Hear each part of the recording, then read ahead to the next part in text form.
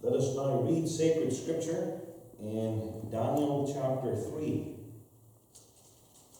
Daniel 3, verses 8 through 30.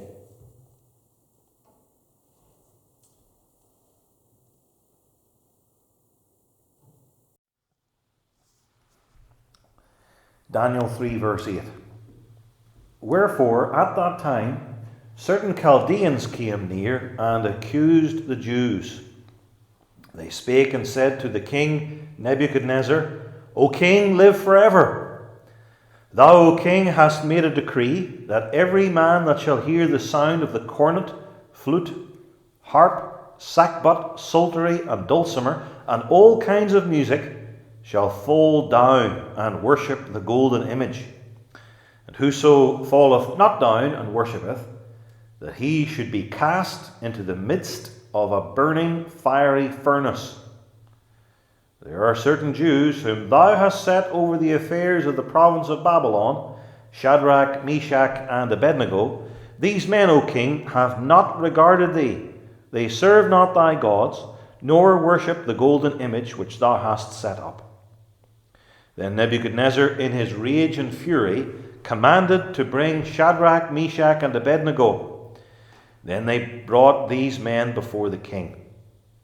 Nebuchadnezzar spake and said unto them, Is it true, O Shadrach, Meshach, and Abednego? Do not ye serve my gods, nor worship the golden image which I have set up? Now if ye be ready, that at what time ye hear the sound of the cornet, flute, harp, sackbut, psaltery, and dulcimer, and all kinds of music, ye fall down and worship the image which I have made, well.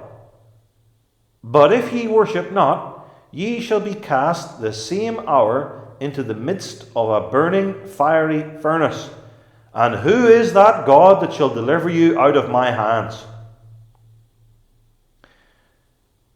Shadrach, Meshach, and Abednego answered and said to the king, O Nebuchadnezzar, we are not careful to answer thee in this matter.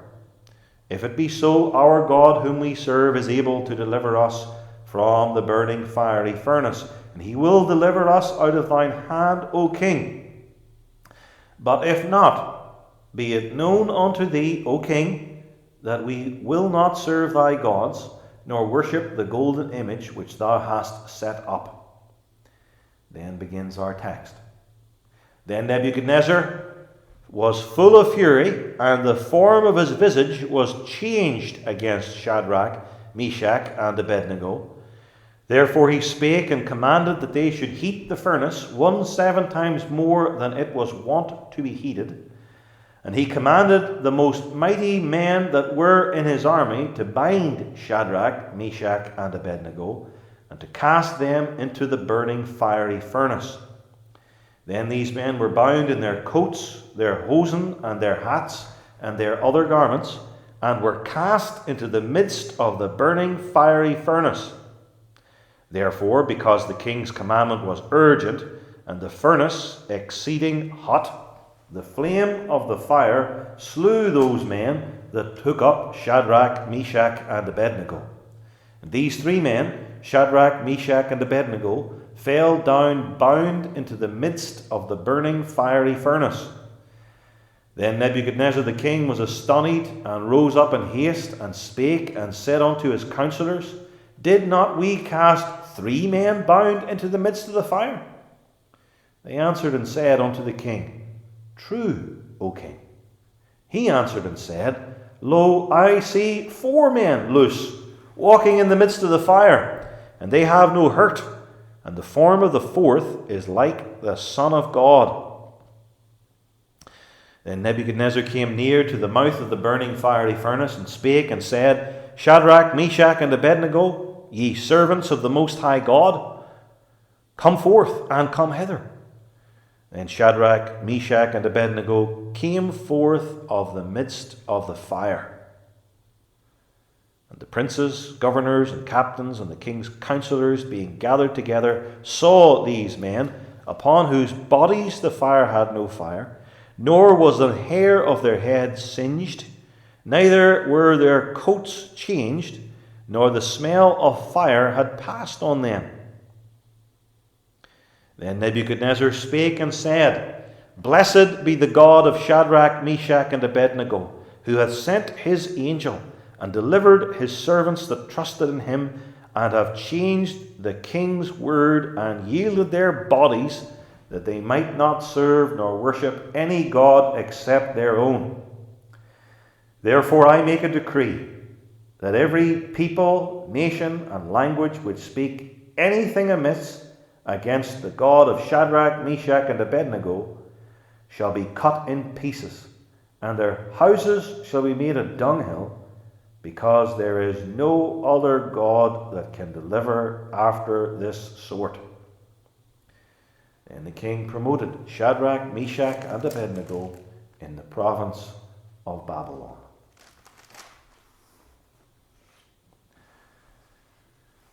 At the start of this sermon, I want to utter a word regarding the trial of Shadrach, Meshach, and Abednego, last week's sermon on Daniel 3, verses 8 through 18. Though this may seem strange to you, not everyone's theology in Christendom would justify the three friends. The theory of common grace, especially as it is worked out and developed, because principles work through, wouldn't justify these men. You see, according to this theory, God loved the officials of the Babylonian Empire and the idolatrous crowd on that plain of Dura that day. And therefore, since God's love is not utterly weak and ineffective, his love and grace reached out to those people. It's a universal grace after all, and surely if he's God, he must have some might or strength. His grace reached out to them, worked upon them, and changed them so that they were not totally depraved, but rather there was some good, a little shred of virtue, some remnant of the image of God inside them. And so even Nebuchadnezzar, with that golden image, was actually, deep down, in some sense, reaching out for the true God. And when the governors and princes bowed down before it, those representatives of mighty Babylon, they were actually, somewhere within them, yearning for contact with the Almighty. And so, Shadrach, Meshach, and Abednego, if they'd been better rounded, would have understood this. That it wasn't all black and white. That there was no need for such a sacrifice as they contemplated. And that instead, if there is a black and a white, we need to remember that there are at least 40 shades of grey in between, and that there are no hard and fast rules. And you say, well, who in the wide world would hold this? You might be surprised to learn that this is actually the majority position in Christendom. This is the fleshed out theory of common grace, that is, of a love of God that's universal. This is the teaching of the Roman Catholic Church, which believes in universal or common grace, taught in its formularies of Vatican II in the 1960s and in the Catechism of the Catholic Church. This is liberal Protestantism, which is far and away the largest nominal part of Protestantism. God loves everybody, and so all religions lead to him. Maybe the path's a bit jagged and crooked, but all the paths lead to him. Although Christianity, we would have to admit, leads more directly to God. And all religions are pleasing to him, though some religions are more pleasing than others, and Christianity the most specially pleasing to the Almighty. And so regarding the pagan religions, Rome and apostate Protestantism says, believing in universal grace, polemics or verbal warfare on the basis of the Word of God, polemics, are unnecessary. We don't need to oppose it. We need to recognize the good in it. And sacrifice, that is, people willing to suffer loss for the gospel in combating idolatry, sacrifice is foolhardy and even mad. I want also in this introduction to make a general remark regarding our text this morning, that is Holy Scripture in Daniel 3, 19 through 27. These 9 verses are the Word of God here. Only these 9 verses. And I say that because our text is not the Song of the Three Holy Children. That's a book consisting of a chapter of 68 verses found in the Apocrypha, which some would add between verse 23 and verse 24 of Daniel 3. The Song of the Three Children, this apocryphal work, consists of praise and prayer, allegedly by Shadrach, Meshach, and Abednego, while they were in the burning fiery furnace. This Song of the Three Holy Children is in the Septuagint, that is the ancient Greek translation of the Old Testament, which also adds bits to other parts of Daniel, but none of these are the Word of God. The Song of the Three Holy Children is not in the inspired Hebrew. It's only in Greek. And it's not even in the Qumran copies of Daniel, which is one indication too that the Jews, including these Qumran Jews, realized that this wasn't the Word of God, that this was a work that someone else had added and inserted, and it had become incorporated in Daniel. Let me read to you Belgic Confession Article 6. It's entitled, "The Difference Between the Canonical and Apocryphal Books." We distinguish those sacred books from the apocryphal, namely, the third book of Esdras, the books of Tobias, Judith, Wisdom, Jesus, Sirach, Baruch, the appendix to the book of Esther, the Song of the Three Children in the Furnace, there you are, the history of Susanna, of Bel and the dragon, other forged additions to Daniel, the prayer of Manasseh, and the 2 books of the Maccabees, all of which the church may read and take instruction from, so far as they agree with the canonical books, the 66 books inspired directly by God. But they, these apocryphal books, are far from having such power and efficacy as that we may from their testimony confirm any part of faith or of the Christian religion, much less detract from the authority of the other sacred books. And now I want to add a word concerning our title this morning, The Three Friends and the Fiery Furnace. The three friends, of course, are Hananiah, Mishael, and Azariah, to give them their Hebrew names, or Shadrach, Meshach, and Abednego, their Babylonian names, the names with which we are more familiar. The fiery furnace, to take the other second part of the title, the fiery furnace is the other impressive object in Daniel 3, besides the golden image. We said quite a bit about the latter in former sermons on this chapter. What then was the form of this fiery furnace? It was an enclosed structure for intense heating by fire. The furnace was an enclosed structure for intense heating by fire. This furnace in Daniel 3 had an opening at the top. to let the smoke out. And it was here that Shadrach, Meshach, and Abednego were thrown in and fell down. The opening at the top. There was also an opening at the side, mentioned in verse 26 of Daniel 3.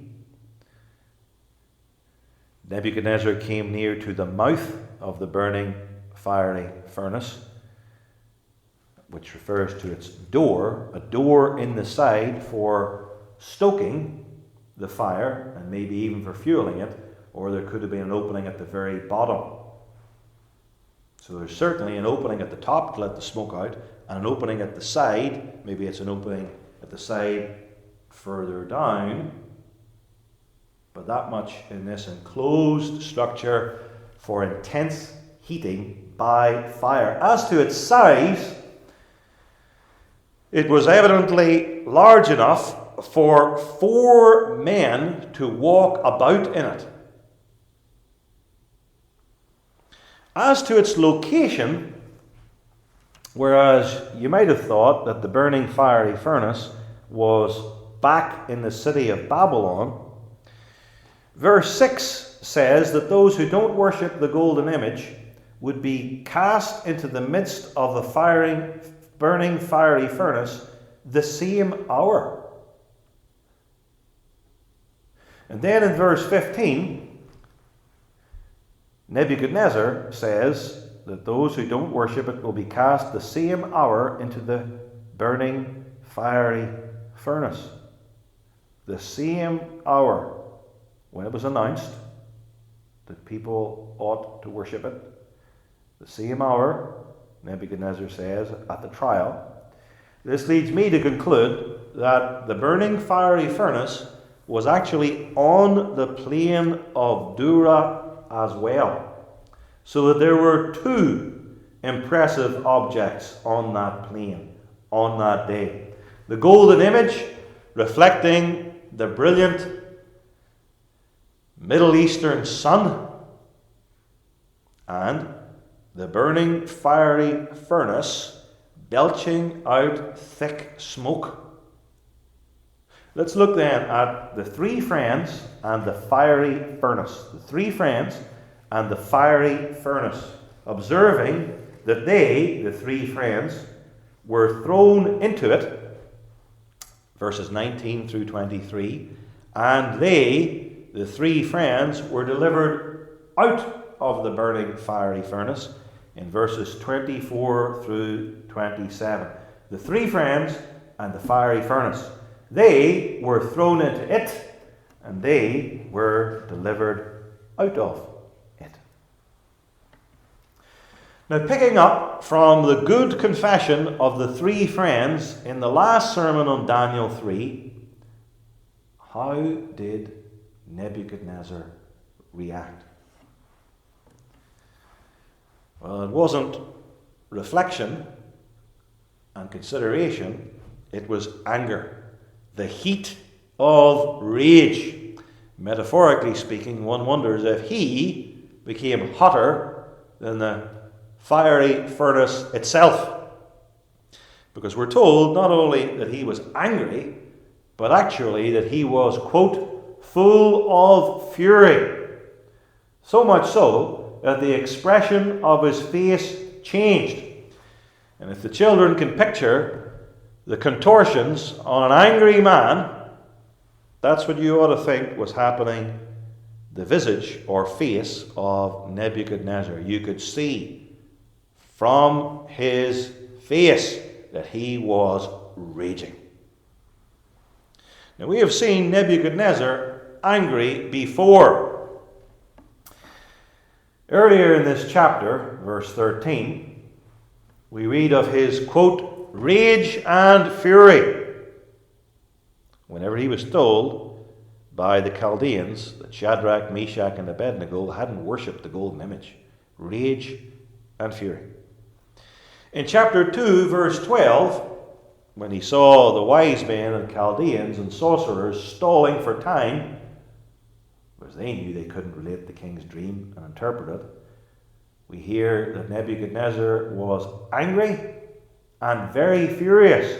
But now, he is even more enraged than we have seen him earlier in this book of Daniel. He is full of fury, right up to the brim of rage. And you can read it in large print in his very face. And nobody failed to interpret from his visage what was going on in his heart. The man was furious. And beloved, this is what the truth of God regarding his power and exclusive worship does, especially to the proud. You tell some proud idolater this. Especially does the truth, the exclusive worship of God, do this to the proud when they are contradicted regarding their own religion and idolatry. And particularly now with a person like Nebuchadnezzar, who was not only proud, but not used at all to contradiction. Let's go further. The good confession of Shadrach, Meshach, and Abednego, which we looked at last time, didn't lead to Nebuchadnezzar's cancelling their punishment. I'll let you go now if that's your sincerely held religious belief. It didn't lead to the mitigation of their punishment. Okay, I'll beat you with 40 stripes and then let you go. It didn't even lead to a delay. I'll hold off for a day or two before killing you so that I can think further about this. Instead, the good confession of the three friends led to an increase in the severity of their punishment, because the furnace, we're told, was now heated 7 times hotter. Now we have a superheated furnace. So these 3 godly friends are to be treated far worse than the worst criminals. And obviously, they're not receiving anything like justice in any shape or form.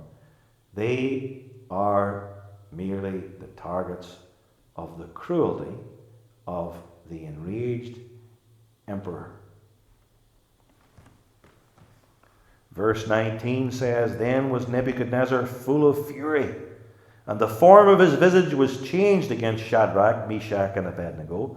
Therefore he spake and commanded that they should heat the furnace 7 times more than it was wont to be heated.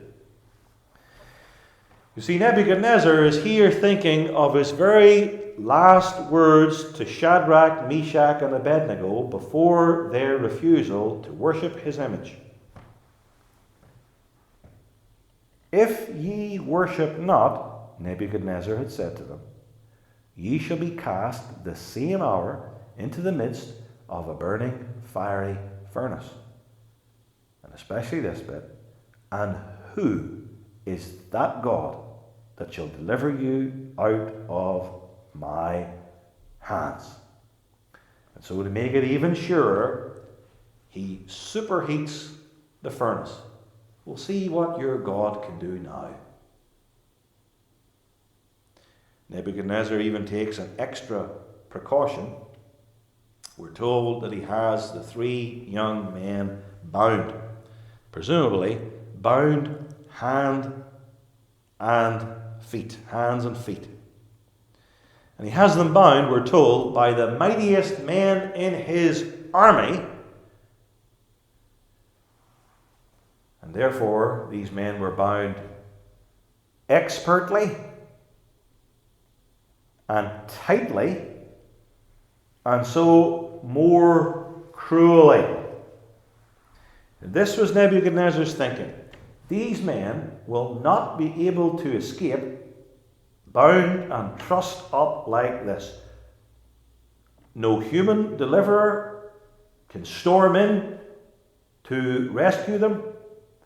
And particularly this point, even the Almighty can't do it.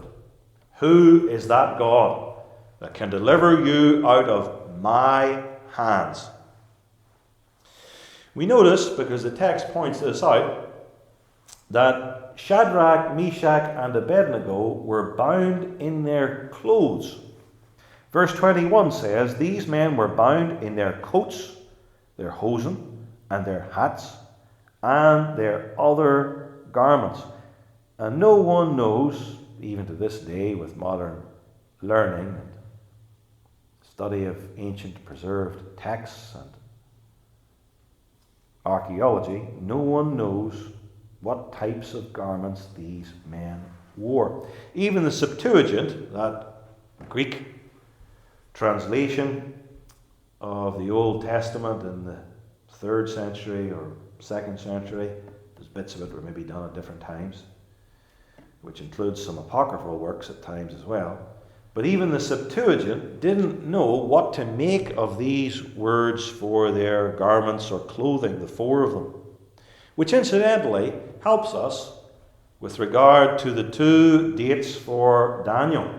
Remember, the higher critics claim that they think, because sometimes I wonder if they think it themselves, that Daniel was actually written in the 2nd century BC as a late forgery. The term that's used is actually pious forgery, as if telling lies can be pious.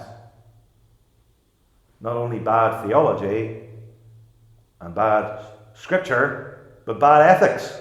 No such thing as a pious forgery. Whatever a forgery is, it's not pious. But our point now is, if Daniel was recently written, say a few years before the Greek translation of it, isn't it strange that nobody knew what the words for the clothing were?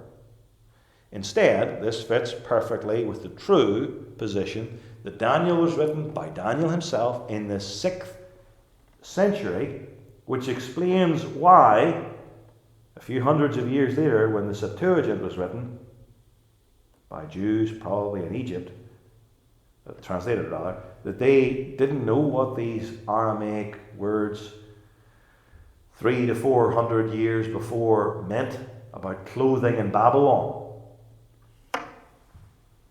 And by the way, too, this reference to the clothes of the 3 young men also adds a vivid and personal touch. Imagine yourself being carried off to be martyred by an anti-Christian state, wearing what was for these 3 your work clothes. Admittedly, your work clothes for a grand public occasion, honourable work clothes, but there you are, dressed up in your work clothes, your best work clothes, to be killed. That was the way it was with Shadrach, Meshach, and Abednego. But the first fatalities were not these 3 friends. You know where the story goes. They weren't fatalities at all. The fatalities that day were the soldiers. Verse 22, because the king's commandment was urgent or severe, and the furnace exceeding hot, the flame of the fire slew those men that took up Shadrach, Meshach, and Abednego. This raises the question, how many soldiers were there? If there was one soldier to each of the 3 men, then you'd have 3 soldiers.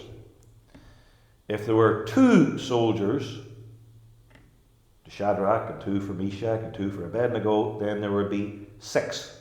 And that's personally what I would guess. 1 soldier holding each arm on either side of the 3 Hebrews. We must here have, therefore, some heat to kill the soldiers, not merely make them faint or collapse or draw back but kill them, to kill all of them, all 6, say, of them, and not just some of them, and to kill all of these men who were the very toughest in Nebuchadnezzar's army. Some heat. Here again we see the cruelty of Nebuchadnezzar, a cruelty which even spills over and leads to the death of his own guards. Here then is the scene. Shadrach, Meshach, and Abednego brought to the fiery furnace and then hurled over and into it by these mighty soldiers.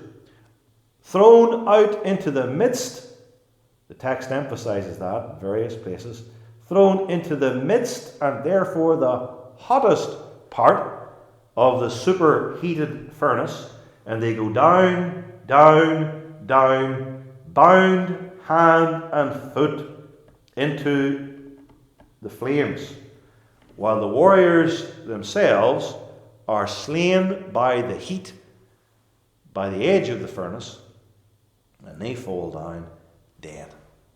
The picture, therefore, of the three men is that of utter helplessness. Shadrach, Meshach, and Abednego fell down, bound into the midst of the burning, fiery furnace. Verse 23 says. And cruelty, and that's what this tyrant Nebuchadnezzar is exemplifying here, cruelty loves to see the utter helplessness of its victims. And who is that God who can deliver you out of my hands? And then something astonishing happens. The number of parties in the fiery furnace is not 3, but 4. The 3 Hebrew men are no longer bound up, but loose, even walking around in the midst of the furnace. Yea, Shadrach, Meshach, and Abednego were not immediately incinerated or burnt to a crisp. They were unhurt. Proverbs 6 asks rhetorically, can one walk upon hot coals and his feet not be burned? We could ask, well, could one be thrown bound into a burning fiery furnace and not reduced immediately to ashes? And yet,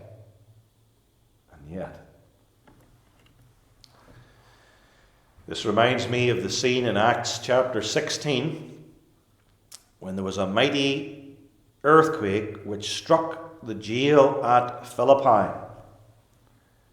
And yet, none of the roof caved in. The walls didn't fall down or even sag. Instead, all this mighty power was precisely directed so that the doors of the jail all opened up, and the chains which bound the prisoners were immediately loosed. That's not the way earthquakes operate. I say here in Daniel 3, you have 3 bound men hurled into a burning fiery furnace, and somewhat similar to what happened in Acts 16. These men were not burnt, but their bonds were gone.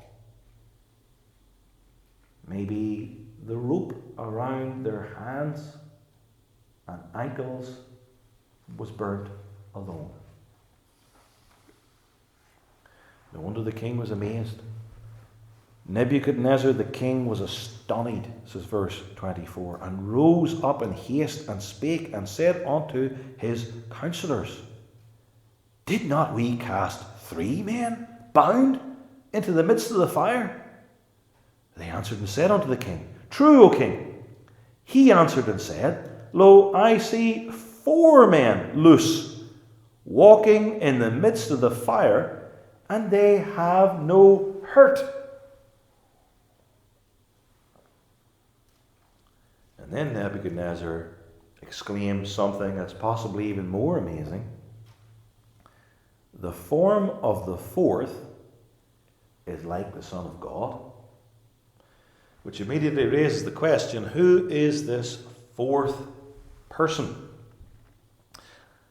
The form of the fourth is like the Son of God, or, as it could also be read, like a son of the gods, because Nebuchadnezzar was a pagan. He could have thought this was something like one of the gods that he had read about or heard about in Babylonian mythology. Verse 28, Nebuchadnezzar refers to the fourth figure as his, that is God's, angel. But that by itself doesn't decide it, because angel means messenger. And sometimes in the Old Testament, the word angel means messenger, and it's just a human messenger, or sometimes it means the second person of the Trinity sent by God, his messenger in a pre-incarnate form, or sometimes it means what we're accustomed to refer to as the technical sense, angel, a spiritual being with wings.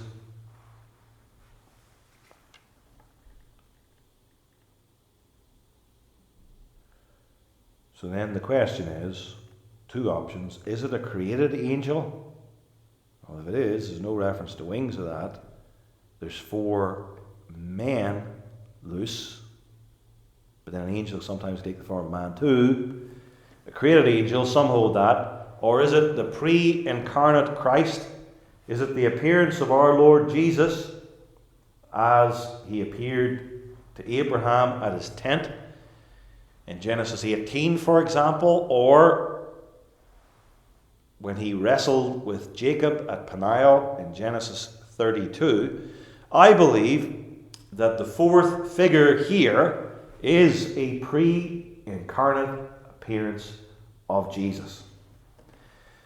In the Old Testament, there are other occasions where he appears in the fire.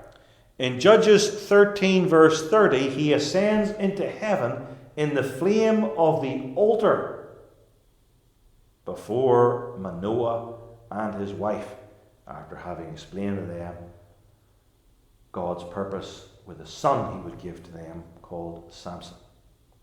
And in Exodus 3, even more to the point, Jesus Christ, who is there called clearly Jehovah, appears in the burning bush. The bush representing the church, the burning, her sufferings in Egypt under Pharaoh. And there is Christ in the midst of the church, the burning bush, sharing in the church's sufferings. And we return to Isaiah 43, verse 2, read earlier.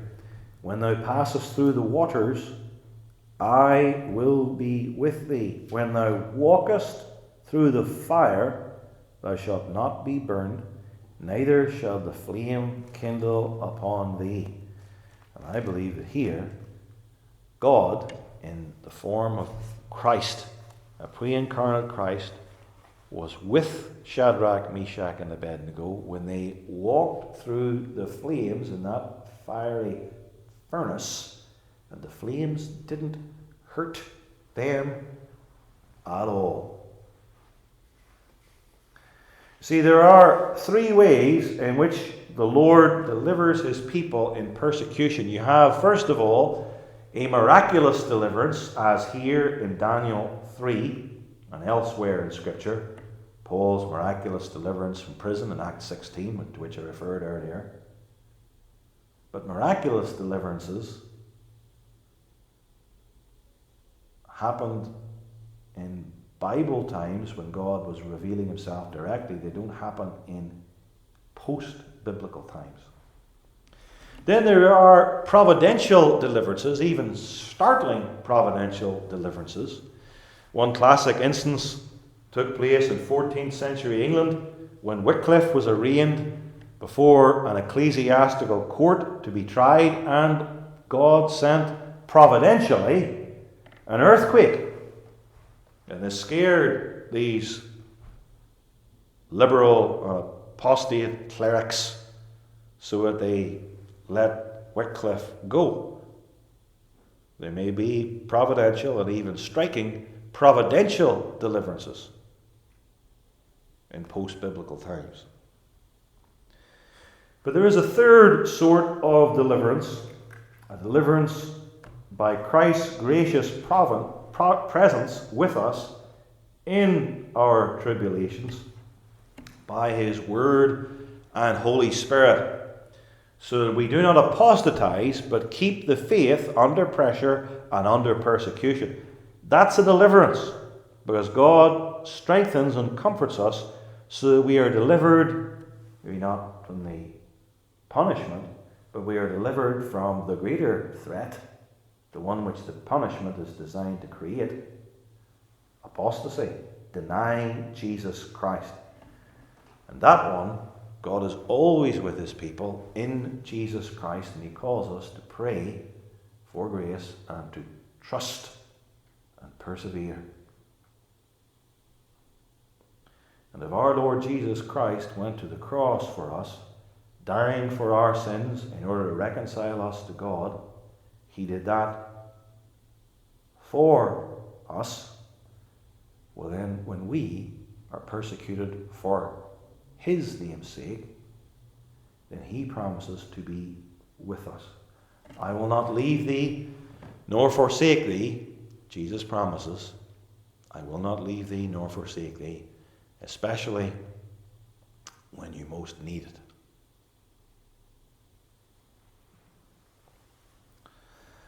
This miraculous deliverance in Daniel 3 was utterly undeniable.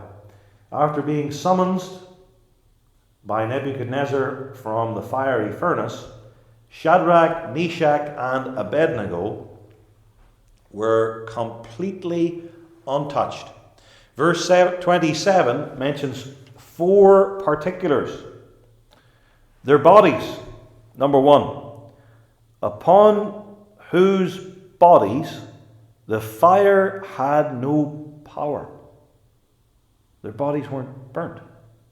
Not even a part of their bodies were burnt.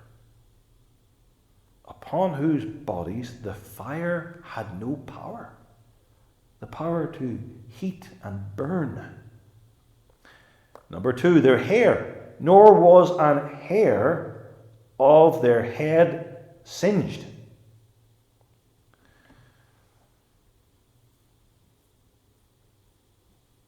Some of you may recall times where you were close to a fire and you weren't burnt or anything like that, but there were 1 or 2 hairs that were singed, or the hairs on the back of your hands or arms or even your eyebrows.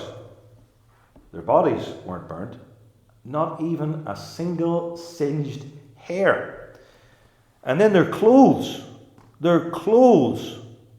were not changed or affected. And no doubt Shadrach, Meshach, and Abednego years later remembered exactly what they were wearing on that day, and if you had visited them, they could have taken you to their wardrobes and said, those were the clothes that was the hat, that was the top I was wearing that day. And if some idolater had come along, the next thing you know, they'd have been worshipping these clothes as holy relics, and then someone else would have been charging a fortune for people to come and touch them. But their clothes, these were the very clothes that God saw to it didn't even burn in the fire. And then, the 4th thing that's mentioned is, nor the smell of fire had passed on them. Because you can remember times when you were at a fire and you weren't burned by the fire and your clothes weren't burned, you didn't even get singed. But when you came away from the fire, you could smell it on your jumper or your shirt, whatever you were wearing, and your trousers, and maybe you thought, well, I need to put them in the wash. They're not actually dirty, but they smell of smoke, and I don't want to be going around in smoky clothes. But in this instance, these men were thrown into, and there wasn't even a smell of fire on them. And God does that when he works miracles. When the children of Israel walked through the Red Sea, which had opened up for them, The ground was perfectly dry, so that not one Israelite came out with any mud on his sandals on the other side. The four particulars that I mentioned regarding their bodies and their clothes and their hair and even no smell of fire, this was the conclusion after a careful inspection by many witnesses. Capable witnesses. Not the village idiot now looked out over them, but the leading figures of the Babylonian Empire. Don't smell anything. These men aren't burnt. Look at their clothes. Many capable and even hostile witnesses. These men were pagans. There were no believers up there with Shadrach, Meshach, and Abednego. That is, true believers, saints. These are men who just a short while earlier had been bowing and scraping on their faces, worshipping Nebuchadnezzar's golden image. And in verse 27, they say, no hint or trace of a fire upon them or their clothes, not even a smell. And if one wants to twist and look for objections, that's not going to work either. You can't say, but maybe the furnace wasn't that hot. It was superheated. Exhibit A, look at the 3 or 6 dead bodies of the mightiest Babylonian soldiers, the men who even got close to the furnace when they were throwing in the 3 men. And if you maintain that the 3 young men pulled some stunt as if they were magicians, well, they were bound. They were bound tightly, expertly by professional soldiers. And then we'll throw this into the mix. What are you going to say about the amazing 4th figure? Where did he come from? He wasn't already in the fire. He wasn't thrown into the fire. He was a visitor from the invisible world. And his form was recognizably divine. When Nebuchadnezzar saw the 4 figures, he saw the 3 men plus this 4th one, and the form of the 4th one was different from the 3 other men. He said the form of the 4th is like the Son of God, or a Son of God, a divine being. There's something glorious or radiant, a whole lot more radiant than that golden image, that reveals him as a being from another realm. Let me give you 2 scriptures here. Verse 27, the princes, governors, and captains, and the king's counselors, plurality of capable and hostile witnesses, being gathered together, saw these men, upon whose bodies the fire had no power, nor was an hair of their head singed, neither were their coats changed or affected, nor even the smell of fire had passed on them. And the second scripture here is Hebrews 11 verse 34, the only conclusion which can be drawn from it, the inspired conclusion, is that Shadrach, Meshach, and Abednego, through faith, quote, quenched the violence of fire. And the fire of a burning fiery furnace, superheated, is violent. And this violent fire was quenched by a mighty, miraculous act of God. In conclusion, beloved, what shall we say about this? Let's draw some clear, practical lessons. Remember Nebuchadnezzar's threat. Who is the God who can deliver you out of my hands? I'm the world emperor. I have a furnace. Who is the God who could deliver you out of my hands? And there was a God who delivered them out of his hands. And Hebrews 10 verse 31 says, it is a fearful thing to fall into the hands of the living God. so that God could say, who is the man that can deliver you out of my hands?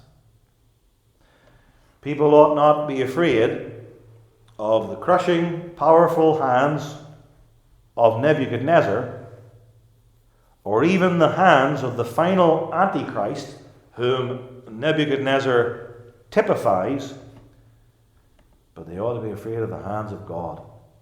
It is a fearful thing to fall into the hands of the living God. Jesus said, fear not them which kill the body, but are not able to kill the soul. Fear him who has power to cast both body and soul into hell. Besides the hands that are involved, there's also the issue of the fire. By faith in the living God, Shadrach, Meshach, and Abednego quenched the violence of fire, as I quoted earlier from Hebrews 11. The chapter before, though, chapter after, Hebrews 12, verse 29 says, our God is a consuming fire. Our God is a consuming fire. The fire in Daniel 3 actually didn't consume, but our God is a consuming fire. And he consumes all of his impenitent, reprobate, wicked enemies, always and forever. So we don't fear the persecutor's fire, but the fiery God who is a consuming fire. The hands. Whose hands do we fear? What fire do we fear? And then there is the casting. Shadrach, Meshach, and Abednego were cast into the fiery furnace by strong soldiers. But God will cast the wicked into hell. In Revelation 19, verse 20 and 20, verse 10, refer to the false prophet and the beast whom Nebuchadnezzar foreshadows, being cast into the lake of fire. And the devil himself is cast into the lake of fire. And of course, you understand that this burning fiery furnace is nothing compared to the lake of fire. In conclusion, I want to read you some verses from Revelation 14. The loud voice of the third angel proclaims this: if any man worship the beast and his image. Remember, we saw that the image of Daniel 3 verse 1 typifies the image of the beast. If any man worship the beast and his image, the same shall drink of the wine of the wrath of God, which is poured out without mixture into the cup of his indignation, and he shall be tormented with fire and brimstone in the presence of the holy angels and in the presence of the Lamb, and the smoke of their torment ascendeth up forever and ever, not just for a day or so on the plain of Dura, forever and ever, and they have no rest, day nor night, who worship the beast and his image. And that's a warning to us all, that we may endure out of faith and confess the truth, even before Nebuchadnezzar or the Antichrist. Amen. Let us pray. Our gracious Father in heaven, fortify our hearts by faith, that we may not be scared into compromise or apostasy through things that we can see or feel, but that our hearts may trust and fear thy power and wrath, that we may endure, believing in thy goodness. And Lord God, may the grace of our Lord Jesus Christ and thy mercy and the fellowship of the Holy Spirit be with us all.